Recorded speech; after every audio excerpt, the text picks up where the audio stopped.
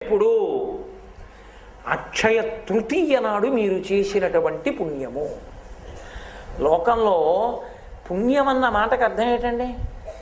అన్నిటికన్నా మనిషి కోరుకునేది ఏమిటి? ఏ సుఖాలైనా అనుభవించడానికి ముందు ఏముండాలి? ఇది ఉంటే కదా. అన్నీ ఉన్నాయి, అల్పాయుర్దాయం ఉంది, ఎవరికి కావాలి అది? చిరంజీవన్నే వక్షపిత పశుపాశవ్యతికర అంటారు శంకరాచార్యులు వారు సౌందర్యలహరిలో. ఆయుర్దాయం, దీర్ఘాయుర్దాయం ఉన్నవాడు కదూ ఏదైనా సాధన చేయడం కానీ భోగాలను అనుభవించడం కానీ చెయ్యగలడు.